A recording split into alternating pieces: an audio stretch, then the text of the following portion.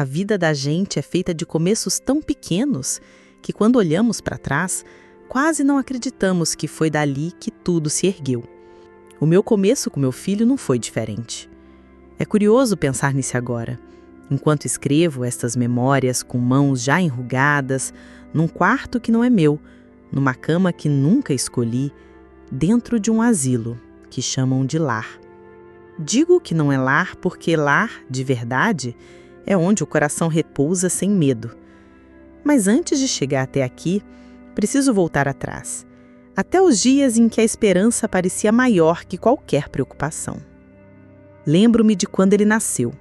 Era um dia quente, abafado, daqueles que fazem a roupa colar na pele. Eu estava exausta, mas quando colocaram aquele pequeno ser em meus braços, eu senti como se tivesse recebido o mundo inteiro embrulhado em panos simples. Os olhos dele estavam semicerrados, a boca buscava o leite, e eu, mesmo com medo, soube que dali em diante eu não estava mais sozinha. Era meu filho, minha responsabilidade, meu presente. Nos primeiros anos, a vida foi dura.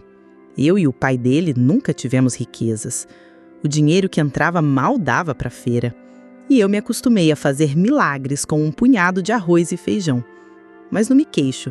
Cada refeição que eu punha na mesa era como num pequeno triunfo. Muitas vezes, para fazer-o sorrir, eu inventava histórias. Contava que os grãos de feijão eram soldados corajosos, que lutavam batalhas dentro da panela para ficar fortes e alimentá-lo. Ele ria, batendo palmas, sem imaginar que por trás daquela fantasia havia apenas uma mãe tentando esconder a dureza da pobreza. Meu filho cresceu vendo minhas mãos calejadas, de tanto esfregar roupa no tanque. Ele também viu meu sorriso, mesmo quando o bolso estava vazio. Sempre achei que o exemplo da luta valia mais que 1000 sermões. Eu acreditava que, se ele aprendesse a olhar para o esforço e não para a falta, se tornaria um homem de bem. Quando ele começou a andar, lembro que corria pelo quintal como quem desbravasse um reino. O chão de terra virava castelo. As galinhas eram monstros que ele precisava enfrentar e cada pedra se tornava uma montanha. Eu olhava de longe e pensava, esse menino vai longe. Coração de mãe sempre imagina futuro grande para o filho, mesmo quando a realidade insiste em nos lembrar das limitações. O pai dele, confesso, não era muito presente. Trabalhava quando queria, bebia mais do que devia. Muitas noites dormi sozinha, embalando meu menino no colo, enquanto ele, o pai, se perdia por aí. Talvez, por isso, eu tenha colocado todo o meu afeto e dedicação no meu filho. Ele era a razão de o levantar da cama, de eu enfrentar o mundo. Eu me dizia, se eu conseguir dar a ele estudo, dignidade e um teto, já terá valido a pena. A infância dele foi, apesar das dificuldades, cheia de carinho. Nunca deixei faltar afeto. Nos aniversários, mesmo sem presentes caros, eu inventava festa. Fazia bolo de fubá, enfeitava a mesa com flores do quintal e chamava as crianças da vizinhança. Ele sorria com os olhos brilhando e aquilo me bastava. Não precisava de ouro, precisava apenas vê-lo feliz. Quando chegou a hora da escola, meu coração se encheu de orgulho. Lembro do primeiro dia, ele com a mochila maior que o corpo, segurando minha mão com firmeza. Antes de entrar na sala, virou-se e disse, "Mãe, você vem me buscar, né?" Sorri e prometi que sim. E cumpri, todos os dias, mesmo cansada. Sentava no banco em frente à escola, observando outras mães e esperava. Quando ele saía correndo, parecia que o mundo inteiro se iluminava só para mim. Foram anos de pequenas conquistas. O primeiro caderno cheio de letras tortas, o primeiro desenho colado na parede da sala, as primeiras contas de matemática que ele me ensinava com orgulho. "Olha, mãe, eu já sei dividir." E eu fingia que entendia, mesmo sem ter estudado tanto. Eu apenas aplaudia, porque o brilho dele era o que importava. A adolescência veio como tempestade. O menino doce começou a se fechar, como se o mundo ao redor não fosse mais suficiente. Eu entendia. Afinal, crescer dói. Mas doía mais em mim, que via o filho se afastando, preferindo os amigos, os sonhos de grandeza, as conversas que eu já não acompanhava. Ainda assim, sempre havia momentos em que ele voltava para perto. Quando adoeceu de febre alta, foi meu colo que buscou.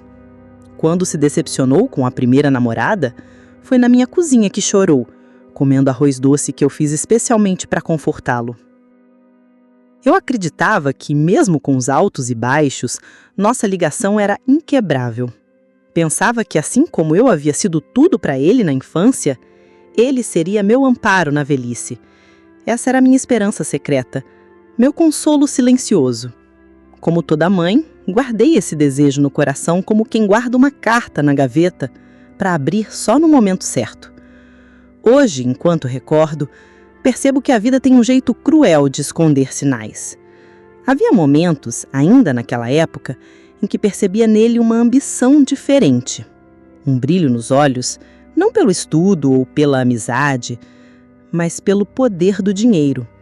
Eu ignorava, me dizia que era coisa da idade. Talvez tenha sido meu erro, fechar os olhos para aquilo que já apontava para o futuro. Mas naquela fase, no meu coração, só havia orgulho. Cada vitória dele era a minha vitória. Quando conseguiu o primeiro emprego, eu chorei escondida no banheiro. Quando comprou a primeira camisa com o próprio salário, fez questão de mostrar. Viu, mãe? Agora eu posso me virar. E eu sorri, com a alma leve, acreditando que estava vendo florescer o homem que eu sempre sonhei criar. A verdade é que eu nunca quis riqueza para mim. Meu maior tesouro sempre foi ele.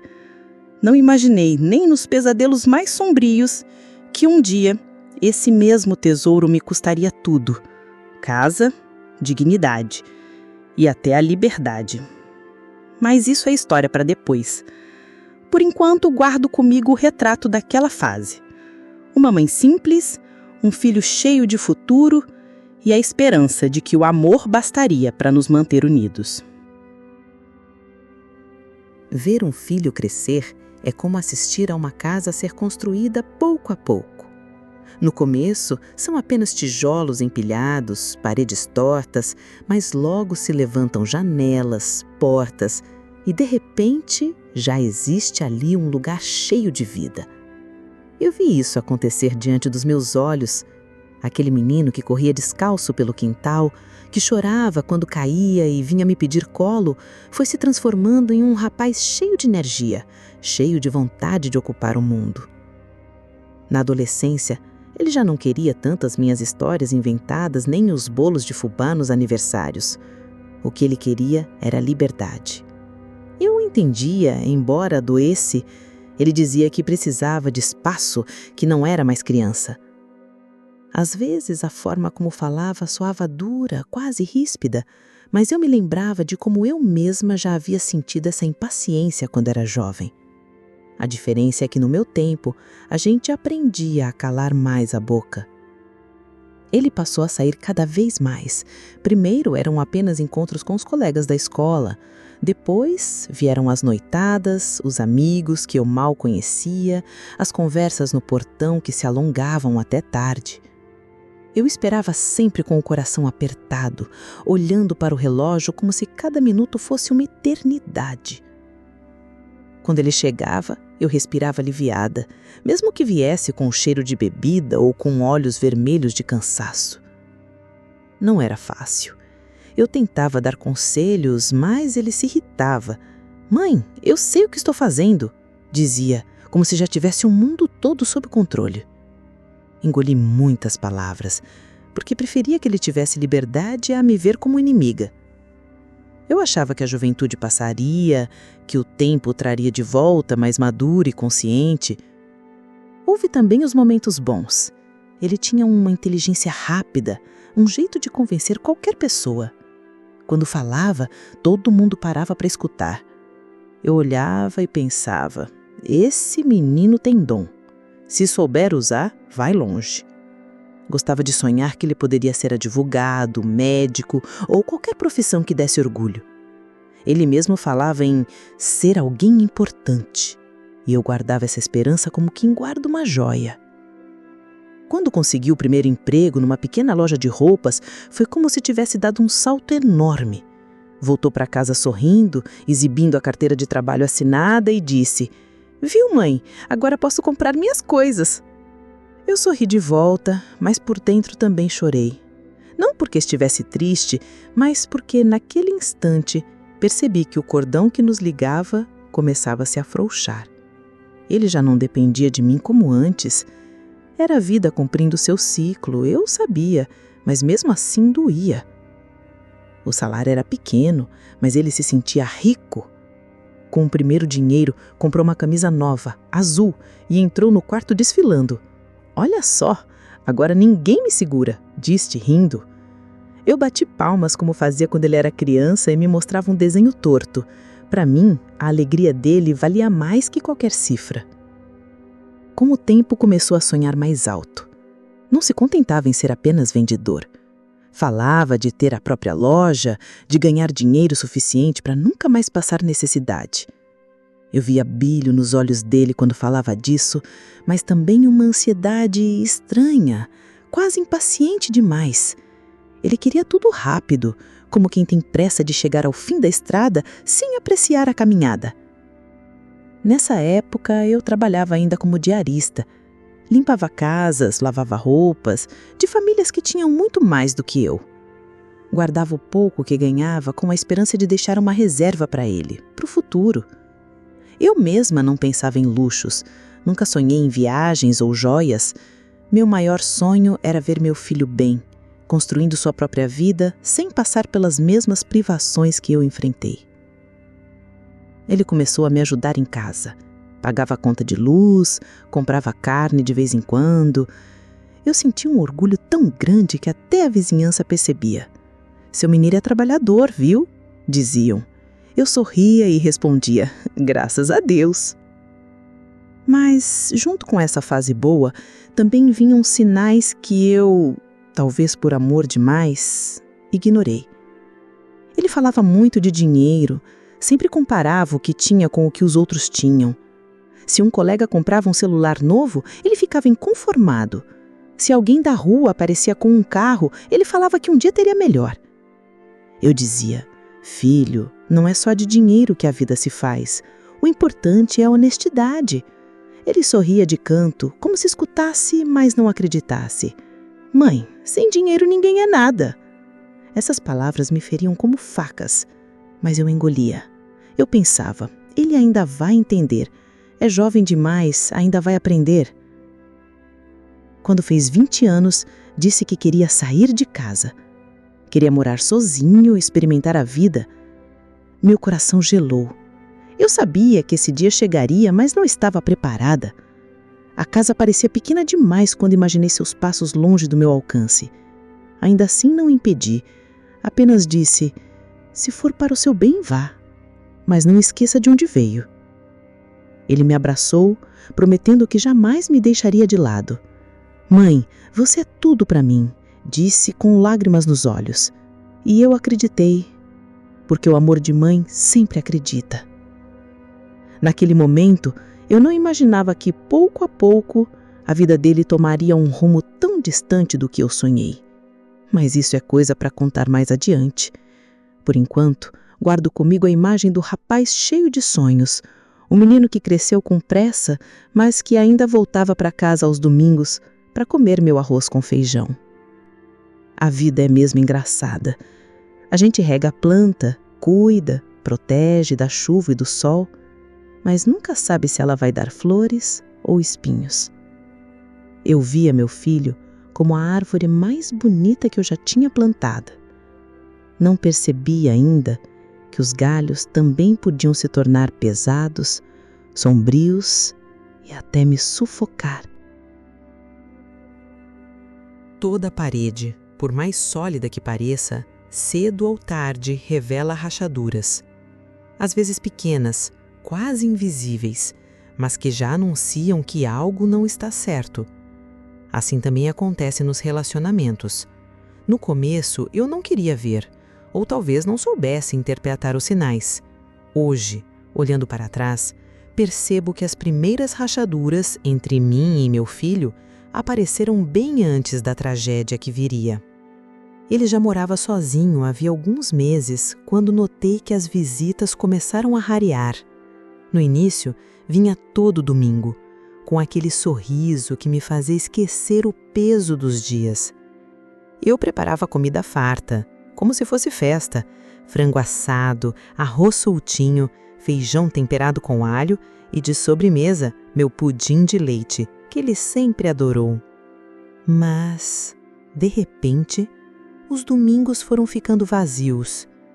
Ele ligava dizendo que estava cansado ou que tinha compromissos. Às vezes, nem ligava. Eu ficava sentada na mesa, olhando o pudim intocado, e me convencia de que era apenas a correria da juventude. Ele tem a vida dele, é normal, repetia, para mim mesma, tentando afogar o aperto no peito. Outra rachadura veio na forma como falava comigo. Já não havia paciência em sua voz. Quando eu perguntava sobre o trabalho, respondia de forma curta, como quem se irrita com curiosidade demais. Tá tudo bem, mãe, não precisa ficar se preocupando. Aquilo doía, porque preocupar-se era exatamente o que me mantinha viva. Mas eu silenciava, com medo de afastá-lo ainda mais. Com o tempo, percebi também que o brilho nos olhos dele não era mais pelos sonhos de futuro, mas por conquistas materiais. Lembro-me de uma vez em que chegou em casa com um relógio caro no pulso. Mostrou-me orgulhoso. Viu só, mãe? Agora sim, tô ficando com cara de patrão. Olhei para aquele objeto reluzente e pensei no quanto de feijão e arroz cabia no valor daquele relógio. Mas não disse nada. Apenas sorri, embora por dentro um desconforto crescesse. Ele começou a se rodear de pessoas diferentes, amigos que eu não conhecia, que falavam alto e pareciam sempre estar contando vantagem. Uma vez, sem querer, ouvi uma conversa no portão. Um deles dizia: "É só dar um jeito nos documentos, ninguém vai descobrir." Meu coração gelou. Quando perguntei, ele respondeu com irritação: "Mãe, você não entende nada dessas coisas, é negócio, só isso." Fiquei calada, mas uma sombra começou a se instalar no meu peito. Outra rachadura veio na forma como falava comigo. Já não havia paciência em sua voz. Quando eu perguntava sobre o trabalho, respondia de forma curta, como quem se irrita com curiosidade demais. Tá tudo bem, mãe, não precisa ficar se preocupando. Aquilo doía, porque preocupar-se era exatamente o que me mantinha viva. Mas eu silenciava, com medo de afastá-lo ainda mais. Com o tempo, percebi também que o brilho nos olhos dele não era mais pelos sonhos de futuro, mas por conquistas materiais. Lembro-me de uma vez em que chegou em casa com um relógio caro no pulso. Mostrou-me orgulhoso. Viu só, mãe? Agora sim, tô ficando com cara de patrão. Olhei para aquele objeto reluzente e pensei no quanto de feijão e arroz cabia no valor daquele relógio. Mas não disse nada. Apenas sorri, embora por dentro um desconforto crescesse. Ele começou a se rodear de pessoas diferentes, amigos que eu não conhecia, que falavam alto e pareciam sempre estar contando vantagem. Uma vez, sem querer, ouvi uma conversa no portão. Um deles dizia: "É só dar um jeito nos documentos, ninguém vai descobrir." Meu coração gelou. Quando perguntei, ele respondeu com irritação: "Mãe, você não entende nada dessas coisas, é negócio, só isso." Fiquei calada, mas uma sombra começou a se instalar no meu peito. Outra rachadura apareceu quando percebi que ele já não falava mais de valores como honestidade, respeito, humildade. Pelo contrário, repetia frases que me assustavam. "Mãe, no mundo vence quem é mais esperto. Dinheiro compra respeito. Quem é bonzinho demais só se dá mal." Cada vez que ouvia isso, sentia como se perdesse um pedaço do menino que criei. Onde estavam as lições que tentei ensinar? Onde estava aquele garoto que corria pelo quintal e me pedia colo quando caía? Ainda assim, como muitas mães, eu me agarrava à esperança de que fosse apenas uma fase. Ele ainda vai mudar, Ainda vai lembrar do que eu ensinei, pensava. Talvez tenha sido essa minha maior ingenuidade, acreditar que o amor de mãe era suficiente para corrigir todos os desvios da vida. As brigas começaram pequenas. Eu reclamava das visitas raras, ele retrucava dizendo que eu era dramática. Eu perguntava dos estudos, ele dizia que não tinha tempo para isso, que queria era ganhar dinheiro. Eu pedia que se cuidasse e ele respondia com impaciência: "Mãe, para de se meter na minha vida." Essas palavras doíam mais que qualquer faca. Eu não queria me meter, só queria cuidar, mas ele já não enxergava isso. Houve uma noite que nunca esqueci. Ele veio me visitar de surpresa, parecia nervoso. Sentou-se na mesa, olhou para mim e disse: "Mãe, a senhora tem que confiar em mim. Eu estou fazendo uns negócios grandes, vou ficar rico. A senhora não vai precisar se preocupar com mais nada." Olhei nos olhos dele e vi algo estranho, um brilho que não era só de ambição, mas de desespero. Perguntei: "Filho, que negócios são esses?" Ele desviou o olhar, riu sem graça. "Coisa de homem, mãe, a senhora não entenderia." Aquela resposta foi como uma porta se fechando na minha cara. As rachaduras se tornaram mais evidentes quando ele começou a pedir que eu assinasse papéis. "É só para facilitar uns negócios, mãe. Você confia em mim, não confia?" E eu, tola, confiava. Ele colocava os documentos diante de mim, apontava o lugar da assinatura e eu assinava, sem ler. Dizia a mim mesma: "É meu filho, jamais me faria mal." Hoje percebo que foi ali que tudo começou a desmoronar de verdade. Mas naquela época eu não enxergava. Achava que era sua vida sendo dura, que um dia ele voltaria a ser o menino que eu conheci. Se eu pudesse voltar no tempo, teria feito diferente? Talvez tivesse insistido mais, perguntado mais, investigado, talvez tivesse negado aquelas assinaturas. Mas também sei que o amor de mãe é cego, e o meu era mais ainda. Eu via rachaduras, sim, mas preferia acreditar que eram apenas marcas do crescimento, não sinais de ruína. As primeiras rachaduras não derrubam uma casa, mas anunciam que pode acontecer se nada for feito. Eu, infelizmente, só percebi a gravidade quando já era tarde demais. Se há uma frase que toda mãe gosta de ouvir é: "Não se preocupe, eu vou cuidar da senhora." Essas palavras, ditas pelo meu filho em diferentes momentos, eram como bálsamo para o meu coração cansado. Eu acreditava nelas como quem acredita em promessa divina, e por acreditar tanto, não percebi que aos poucos elas se tornariam apenas uma cortina para encobrir interesses que eu não estava preparada para enxergar.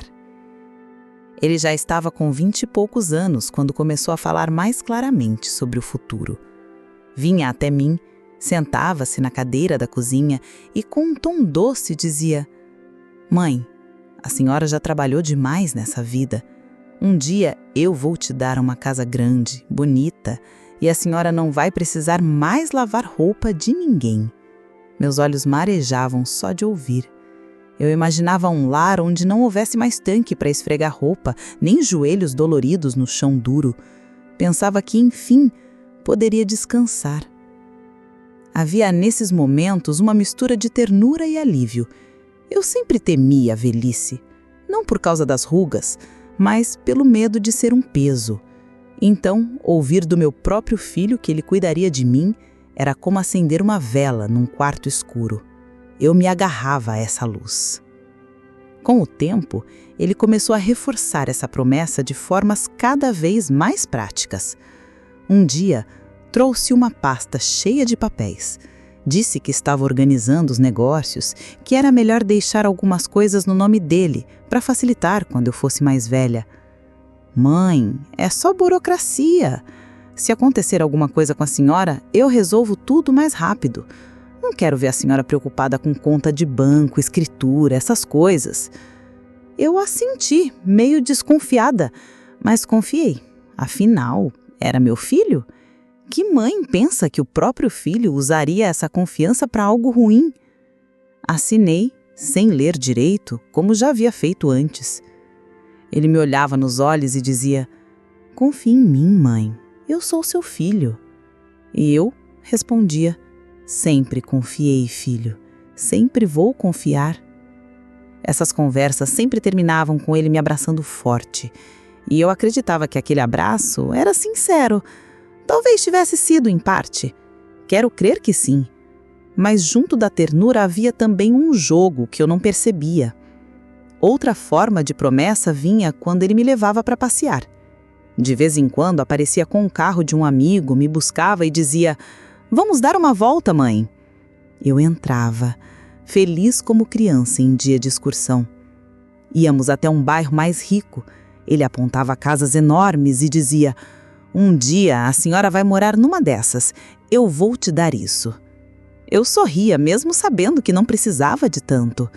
Para mim, bastava uma casinha simples, desde que tivesse amor e presença.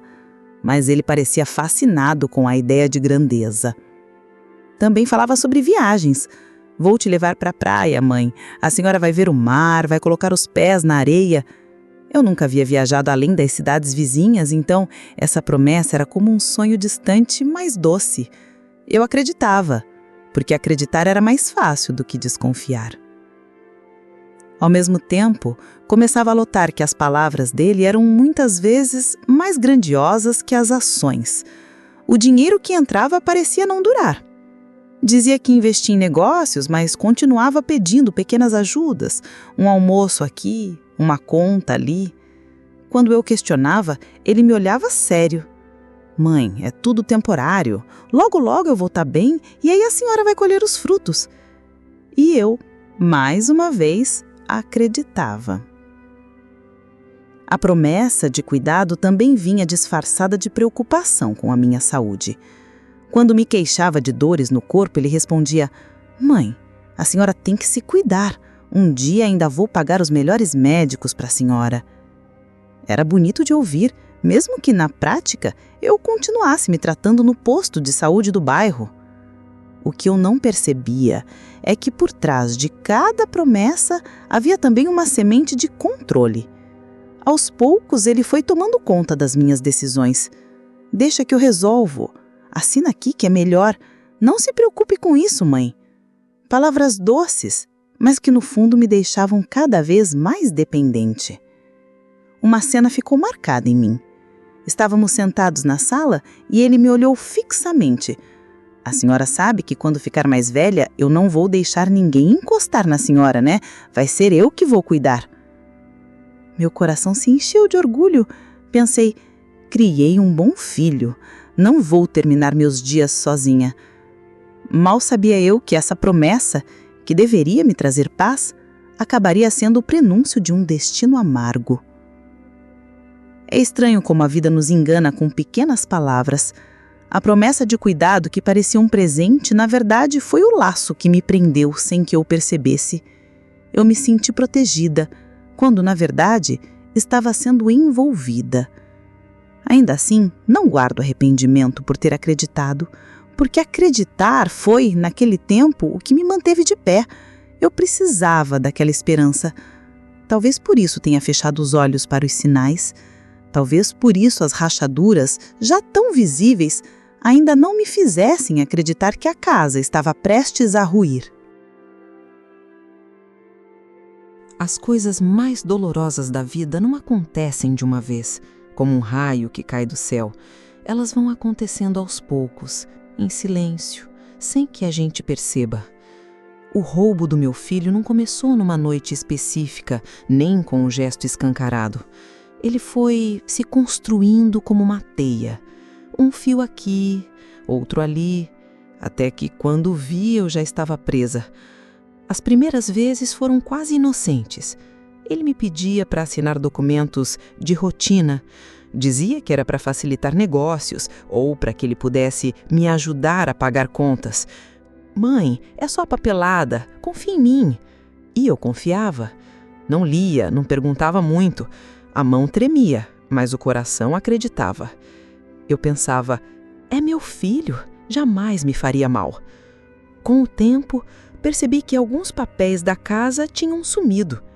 Perguntei e ele respondeu com firmeza. Eu guardei, mãe. A senhora vive perdendo as coisas. Deixa que eu organizo. Sorri, aliviada. Pensei que estava sendo cuidada. Nunca desconfiei de que já não era mais dona nem do meu próprio lar. Outra vez, notei que o carro, velho, mas ainda útil, não estava mais na garagem.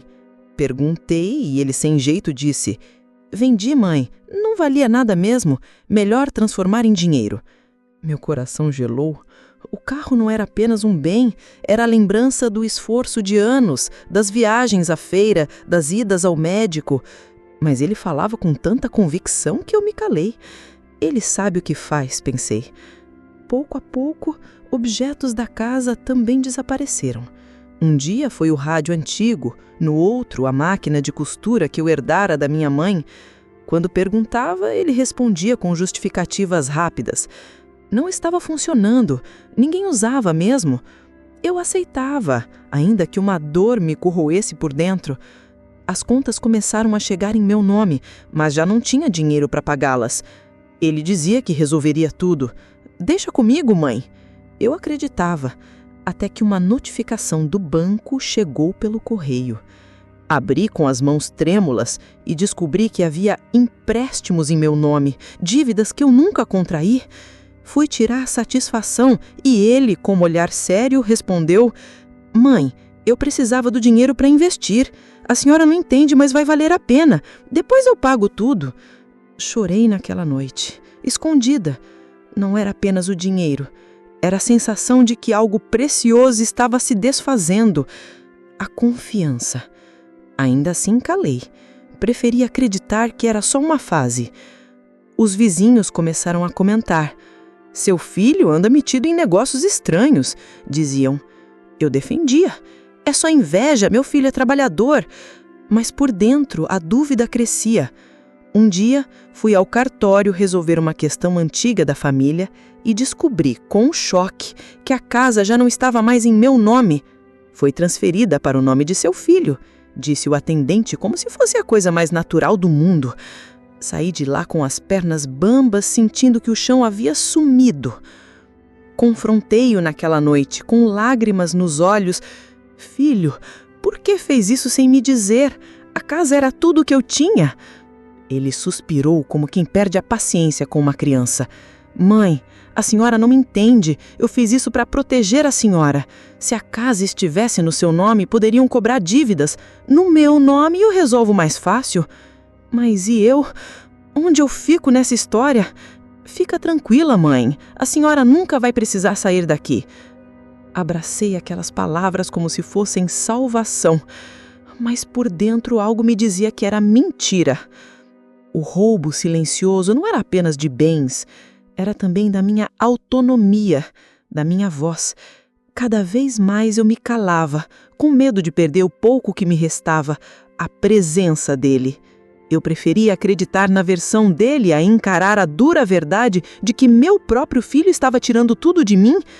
Foi nessa época que comecei a adoecer. O corpo já não respondia como antes. As pernas doíam, os olhos se cansavam fácil. Pensei em pedir ajuda, mas, paradoxalmente, a única pessoa a quem eu poderia recorrer era justamente quem me causava a dor. O medo me paralisava. O silêncio se tornou meu companheiro. Eu guardava as angústias no peito, fingindo que tudo estava bem quando me encontrava com conhecidos. Seu filho é um sucesso, hein? Diziam. Eu sorria, sem coragem de desmentir. O roubo dele não se limitava a dinheiro e documentos. Ele estava me roubando a paz, o direito de confiar, até mesmo a alegria de envelhecer com dignidade. Eu já não era mais dona nem da minha própria história. E no fundo, eu sabia, a tempestade ainda estava só começando. A vida tem um jeito cruel de mostrar a verdade quando já não dá mais para se esconder. Eu vivia naquele equilíbrio frágil entre acreditar nas justificativas do meu filho e sentir no fundo do coração que havia algo errado. Era como caminhar sobre gelo fino. Cada passo parecia seguro, mas eu sabia que a qualquer momento poderia despencar. A revelação aconteceu de maneira simples, quase banal. Uma tarde, bati à porta do quarto dele para pedir ajuda com a televisão. Ninguém respondeu. A porta estava apenas encostada e, sem querer, empurrei. O que vi me fez perder o ar. Sobre a mesa havia pilhas de papéis, contratos, comprovantes de depósitos e, no meio deles, meu nome. Documentos de empréstimos, extratos de banco, até mesmo uma procuração assinada por mim, aquela mesma assinatura que tantas vezes fiz sem ler. Senti as pernas tremerem.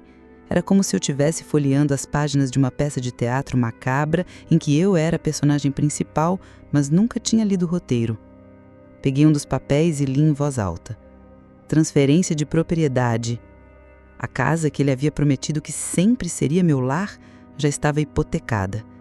Ele não apenas tinha passado para o nome dele, como já usava como garantia para outras dívidas. Meu coração disparou, sentei-me na beira da cama segurando o papel com as mãos trêmulas. O que mais ele tinha feito? Abri uma pasta e encontrei recibos de vendas. A máquina de costura, o carro, até joias simples que guardava de lembrança da minha mãe. Tudo já tinha virado dinheiro. Dinheiro que não sei onde foi parar. De repente, ouvi passos no corredor. Era ele. Guardei rapidamente os papéis, mas um ainda estava em minhas mãos quando ele entrou. Nossos olhos se encontraram e naquele instante a máscara caiu. Não havia mais como fingir. "O que a senhora está fazendo aqui?"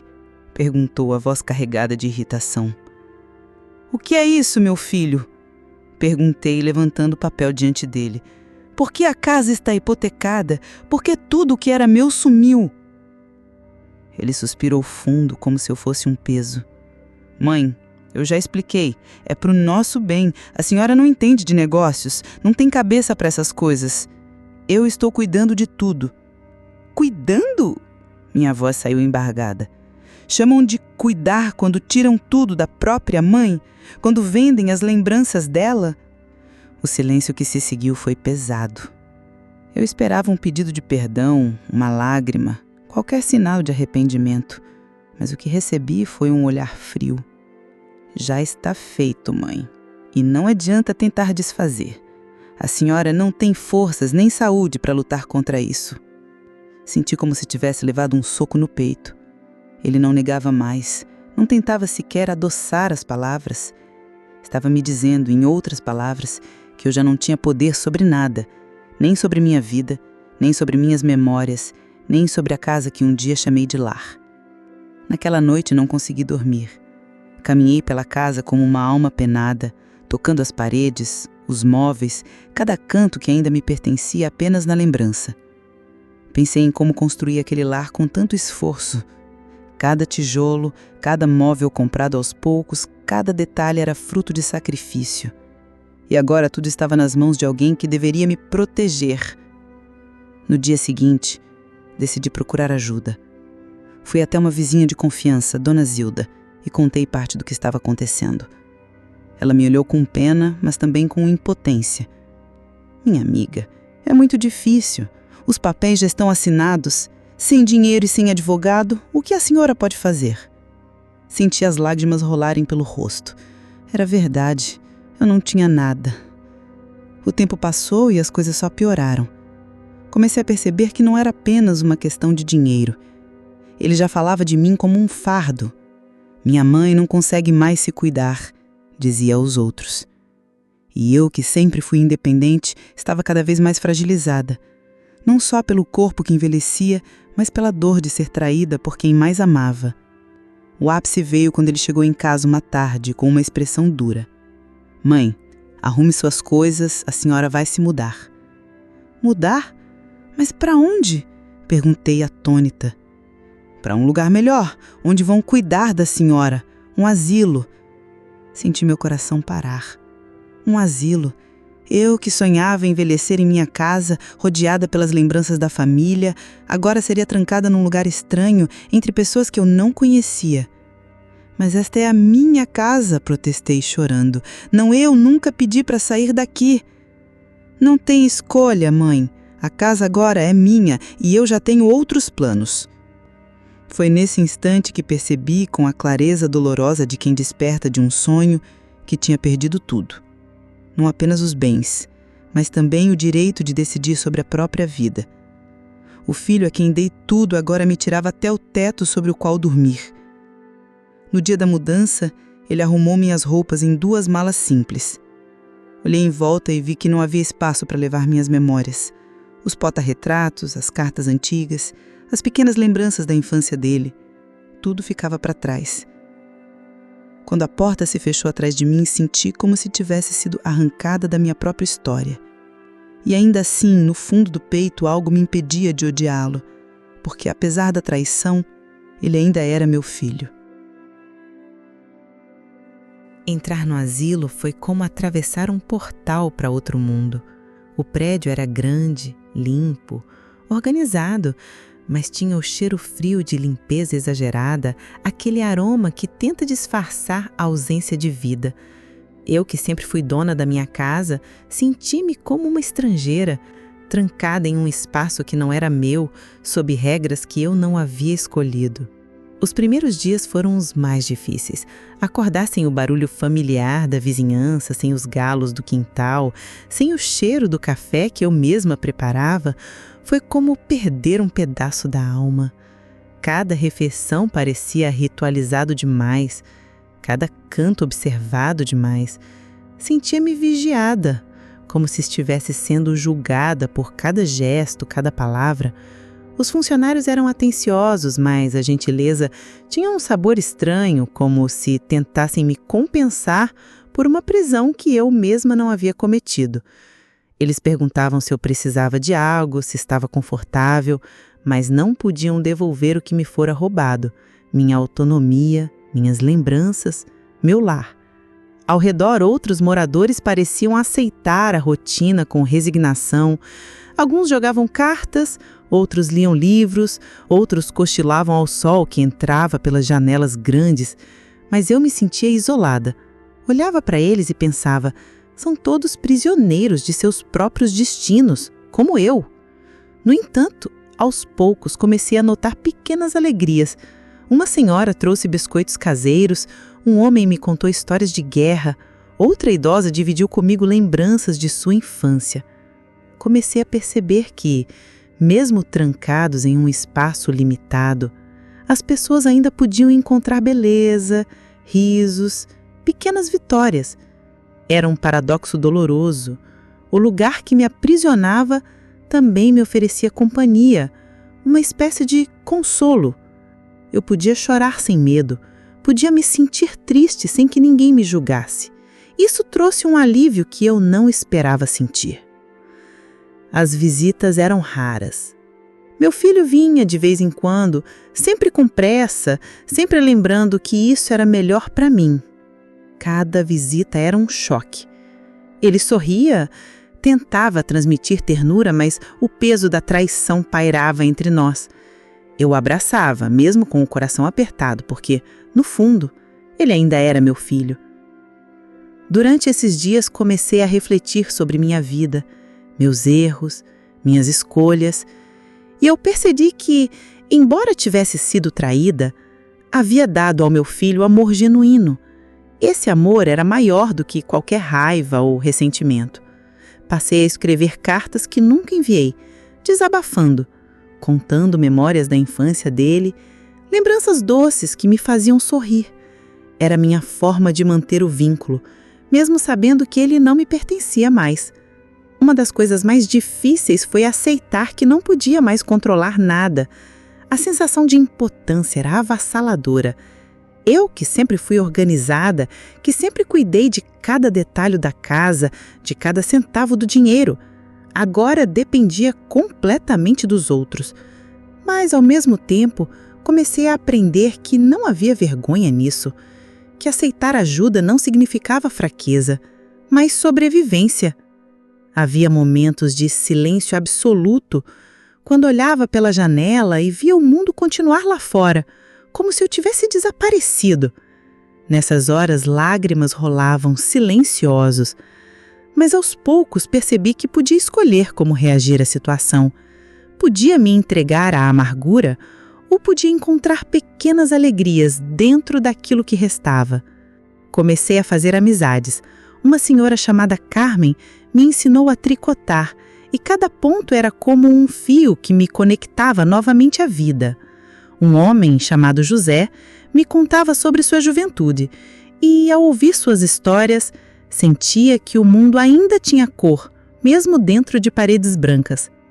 Mesmo no cárcere, havia liberdade para escolher o que cultivar dentro de mim: tristeza ou resiliência, rancor ou perdão. E eu escolhi o perdão. Não porque fosse fácil, porque o amor de mãe é mais forte que qualquer mágoa. Ele ainda era meu filho, e eu precisava encontrar uma forma de lidar com isso sem que a dor me destruísse. O asilo, que parecia rígido e impessoal, começou a se tornar um espaço de aprendizado. Aprendi a observar, a ouvir, a valorizar pequenos gestos de bondade. Aprendi que não é preciso ter tudo para ser feliz, que a beleza nas pequenas coisas, como o aroma de um bolo recém-assado ou o som de risadas vindas do pátio.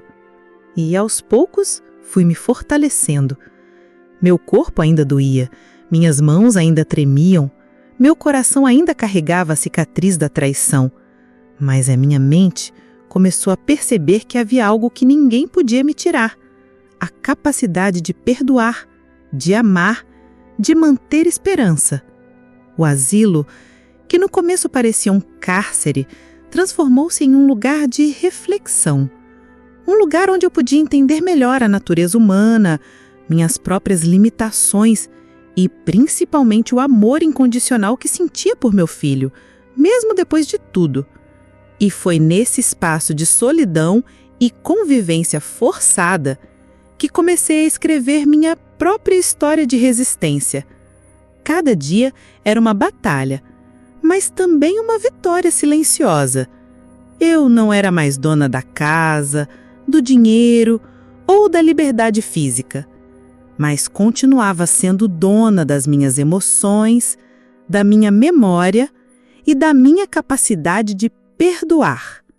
O cárcere tinha um gosto agridoce. Doía, mas também ensinava.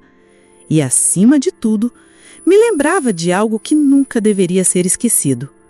A força do amor materno é maior do que qualquer traição, maior do que qualquer dor. Os dias no asilo eram longos, e cada minuto parecia arrastar-se como se o tempo tivesse esquecido de passar. As paredes brancas, limpas demais, refletiam a minha solidão. Mas foi nesse espaço restrito que comecei a olhar para dentro de mim e revisitar memórias antigas, lembranças que antes eram abafadas pela correria da vida. Comecei a lembrar do meu filho quando ainda era pequeno. Lembro-me de suas mãos pequenas segurando as minhas, de como ele corria pelo quintal com os pés descalços, rindo como se nada pudesse tocá-lo.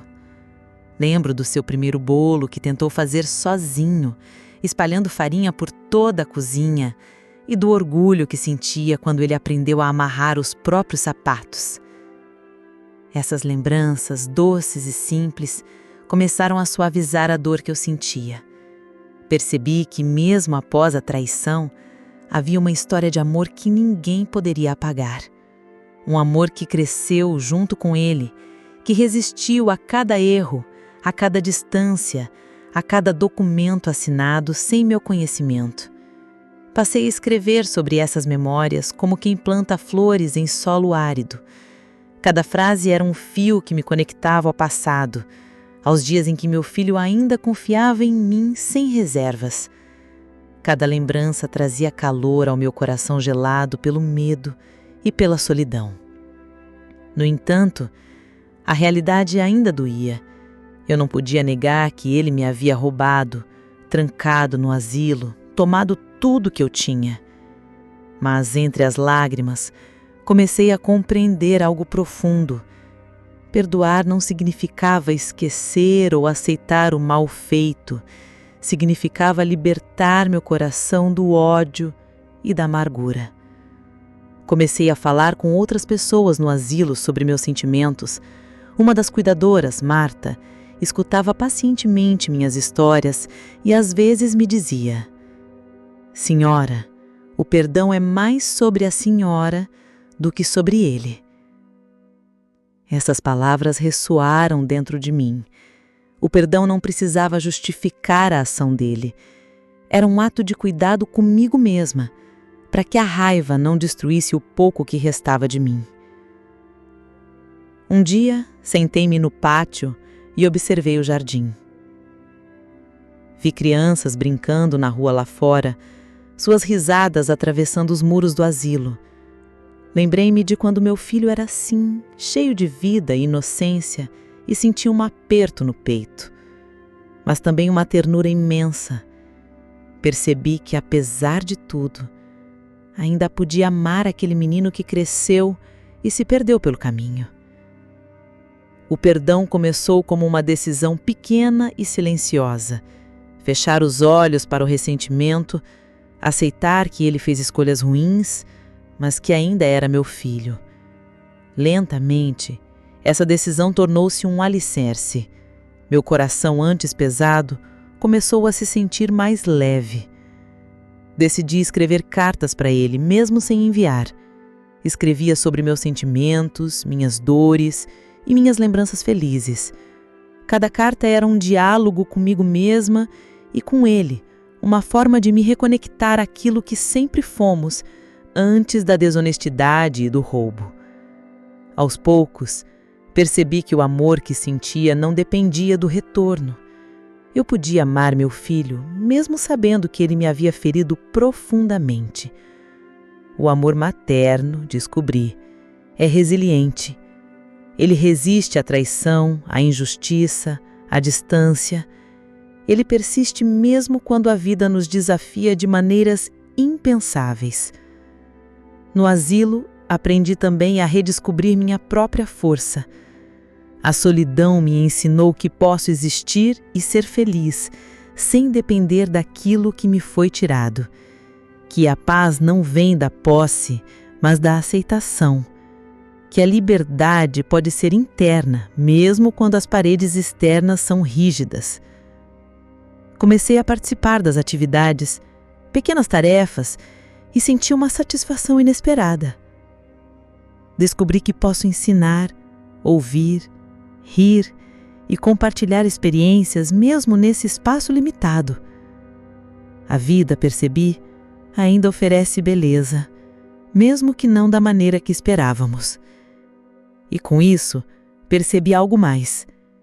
Perdoar meu filho não era fraqueza, era coragem. Era escolher o amor acima da raiva, a esperança acima do rancor, a memória do menino que foi acima do homem que traiu. No silêncio do meu quarto, olhando pela janela, senti que estava reconstruindo minha própria história. Não podia recuperar o que foi perdido, mas podia cultivar aquilo que ainda tinha. Minhas memórias, meu amor, minha dignidade. Mesmo trancada entre paredes brancas, descobri que ninguém pode aprisionar o coração, que o perdão é libertador e que o amor, quando verdadeiro, não se mede pelo que se recebe, mas pelo que se dá. A vida tem formas curiosas de nos surpreender. Eu já não esperava muito do meu filho. As visitas eram raras e a distância emocional parecia tão grande quanto a física. Mas, um dia, aconteceu algo inesperado. Ele entrou na sala do asilo com um semblante diferente, cansado, mas também com um brilho de arrependimento que eu não via há anos. Quando nos olhamos, por um instante, nenhum de nós falou nada. Ele parecia menor, humano de uma maneira que não era apenas o filho travesso da minha memória. Eu, por outro lado, senti um misto de medo, mágoa e amor. O que dizer primeiro? O que sentir? Como reagir depois de tudo? "Mãe", começou ele, com a voz mais baixa do que eu esperava. Eu Eu vim para falar com a senhora. Apenas senti o aperto do coração. Ele se aproximou, hesitante, como quem teme ser rejeitado. Eu não disse nada. Esperava. Queria sentir se aquele arrependimento era verdadeiro. Eu errei, continuou, com os olhos marejados. Tomei decisões erradas, coisas que eu não devia, e acabei te machucando. As palavras caíram sobre mim como chuva suave depois de um longo inverno. Eu poderia ter gritado, reclamado, chutado a mesa, mas algo em sua voz me fez parar. Era o filho que um dia confiei, tentando voltar, mesmo que aos pedaços. Eu sei, filho, disse eu, a voz tremendo. Sei que me tirou tudo, mas eu ainda te amo. Ele baixou a cabeça. Um silêncio pesado tomou a sala. Mas não era silêncio de distância, era silêncio de compreensão. Finalmente ele parecia perceber a dimensão da dor que causara. Eu nunca quis te perder, mãe. Eu achei que estava fazendo certo, mas me perdi no caminho. Sua voz quebrou. Eu queria que você confiasse em mim, mas usei a confiança para meus próprios interesses. Senti minhas mãos tremerem, mas tentei não chorar na frente dele. Respirei fundo e disse: Filho, errar faz parte da vida. Todos nós erramos, mas a diferença está em reconhecer e tentar consertar. Ele me olhou, com lágrimas escorrendo pelo rosto. Pela primeira vez em muito tempo, vi nele algo além do jovem ambicioso e frio. Vi arrependimento, vi humanidade. Mãe, disse ele, quase sussurrando, eu quero tentar reparar o que fiz. Não posso devolver tudo o que te tomei, mas quero começar. Quero que a senhora saiba que eu te amo e que nada do que fiz apagará isso. Segurei suas mãos. Aquelas mãos que um dia seguraram as minhas quando ele era criança, agora eram adultas, mas frágeis de uma forma que só a verdade consegue tornar. Eu perdoo você, respondi, com a sinceridade que só o coração materno pode ter. O ar pareceu mais leve naquele momento. Não era magia, não era como se o passado tivesse desaparecido, mas havia uma ponte construída de perdão, um caminho estreito, mas firme, que nos permitiria, enfim, começar a caminhar novamente, juntos, ainda que de forma diferente. Ele começou a compartilhar como se sentira depois de tomar decisões erradas, a culpa que o corroía, a solidão que sentia mesmo rodeado de dinheiro e conquistas, e a percepção de que não havia nada que substituísse a presença de uma mãe. Escutei cada palavra, e com cada frase percebi que ele estava tentando, de fato, reconstruir algo que há muito estava quebrado. Eu sei que não posso desfazer o passado, disse ele, olhando para mim com olhos cheios de lágrimas, mas quero fazer o futuro melhor. Quero que a senhora viva com dignidade, que não precise mais depender de ninguém, além de si mesma, se ainda assim o desejar. Aquelas palavras não apagavam tudo, mas eram como sementes plantadas em solo fértil. Eu senti que, apesar das rachaduras e da dor, havia possibilidade de reconstrução. Filho, disse eu, apertando suas mãos. Ainda existe amor entre nós. Isso não desaparece, mas precisamos de tempo. Tempo para curar, para entender, para reconstruir. Ele assentiu, como quem finalmente compreende que reconquistar confiança é um caminho longo e silencioso, mas necessário. Passamos algumas horas juntos naquele dia, lembrando momentos da infância, rindo de histórias antigas e chorando sobre as perdas. Foi doloroso, mas também libertador. Pela primeira vez, senti que podia olhar para ele sem medo, e ele podia me olhar sem fingimento. Antes de ir embora, ele me abraçou com força. Mãe, vou fazer de tudo para que o que eu tirei seja apenas físico. O amor, isso ninguém tira de nós. E era verdade. Ele podia ter levado a casa, o dinheiro, a liberdade física, mas nunca poderia levar o amor que sentimos um pelo outro, a história que compartilhamos e a força que nasceu de tantos anos de cuidado e entrega. Saí daquele reencontro com uma sensação agridoce. Ainda havia dor, ainda havia perda, mas também havia uma possibilidade de reconstrução. O perdão que carregava dentro de mim agora ganhava um caminho concreto, não como um gesto de fraqueza, mas como uma ponte silenciosa de amor. Naquele dia, percebi que o amor materno é resiliente, é infinito. Ele não se mede pelo que se recebe, mas pelo que se doa. E mesmo que o meu filho tivesse me machucado profundamente, ainda havia espaço para esperança, reconciliação e, sobretudo, amor. O tempo é um mestre silencioso. Ele não apaga as dores, mas ensina a conviver com elas, a transformá-las em aprendizado. Depois do reencontro com meu filho, percebi que a reconstrução de nossa relação seria lenta, cuidadosa, mas não impossível. O perdão havia aberto a primeira porta. Agora precisávamos percorrer o caminho, degrau por degrau. Nos dias seguintes, ele começou a me visitar com mais frequência. Não trazia promessas grandiosas, nem palavras vazias. Apenas aparecia, sentado ao meu lado, disposto a ouvir e compartilhar.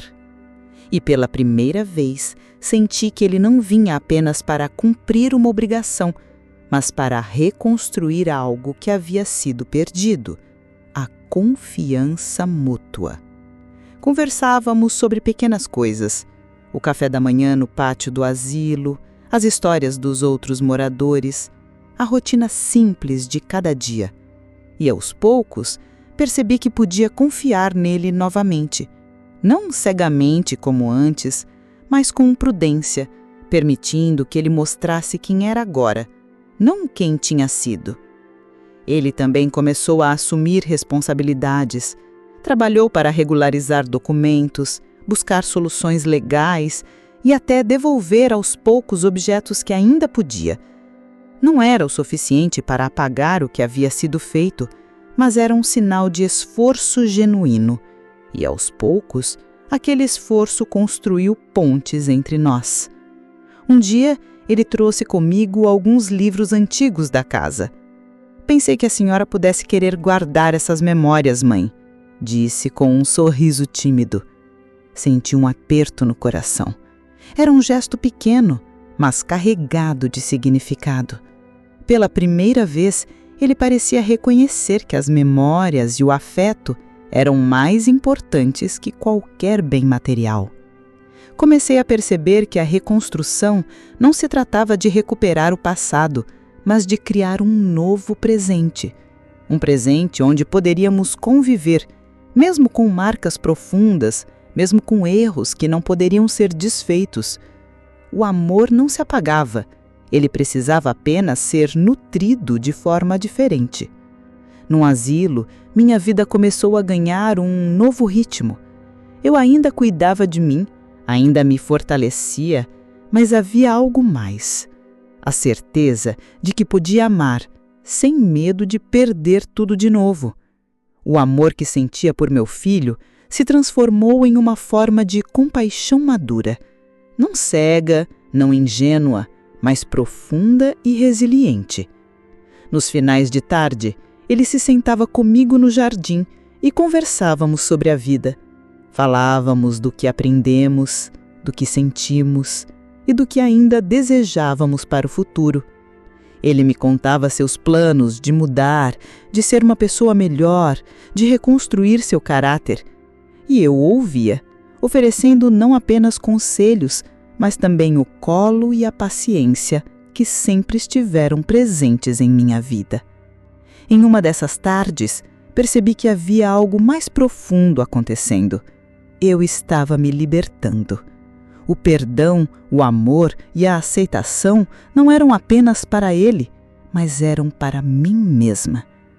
Libertar-me do rancor, da amargura e do sofrimento me permitiu sentir novamente a alegria simples de viver, mesmo entre as paredes do asilo. Um dia ele me disse: "Mãe, sei que não posso devolver tudo que tirei, mas quero que saiba que aprendi o valor real das coisas: amor, respeito e família. O resto é apenas secundário." Senti meu coração aquecer. Era a confirmação de que algo havia mudado de verdade. O dinheiro, os bens, as casas, nada disso importava mais. O que importava era a conexão que ainda existia, a possibilidade de reconstruir o que foi quebrado. Com o tempo, ele começou a me envolver em pequenas decisões novamente, perguntando minha opinião, ouvindo meus conselhos. Aprendi que o respeito e a escuta eram formas de reconstruir laços que não dependiam de bens materiais. E, ao mesmo tempo, percebi que eu estava mais forte, mais sábia, mais capaz de amar sem me perder no processo. Nos dias de visita, sentávamos juntos lembrando do passado, mas também planejando pequenos momentos, uma caminhada no parque, um café na cidade, até mesmo pequenas viagens que pudéssemos fazer. Não recuperávamos o que foi perdido, mas criávamos novas memórias, cheias de significado e ternura. A reconciliação não apagou as cicatrizes, mas as transformou em pontes. Cada gesto de cuidado, cada palavra sincera, cada abraço era um tijolo que nos permitia caminhar novamente, lado a lado, mesmo que cautelosamente.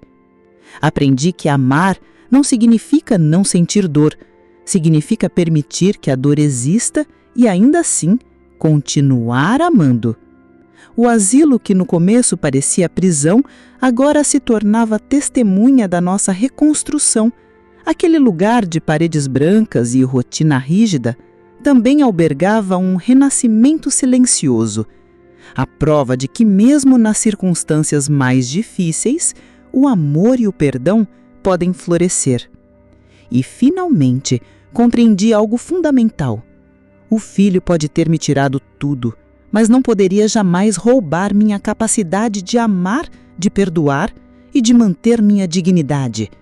O roubo físico e emocional era doloroso, mas o amor permanecia intacto, inquebrável, resiliente. No final das contas, a história não é apenas sobre traição ou perda, é sobre força, esperança e amor incondicional. É sobre perceber que, mesmo quando tudo parece desmoronar, ainda podemos reconstruir, ainda podemos perdoar e, acima de tudo, ainda podemos amar.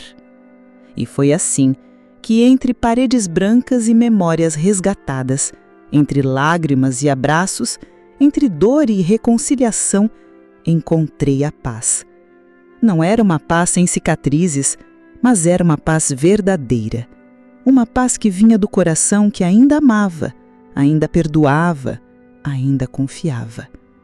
E naquele momento, percebi que o amor materno é maior do que qualquer erro, maior do que qualquer perda, maior até do que a própria vida, porque mesmo diante da traição, ele permanece.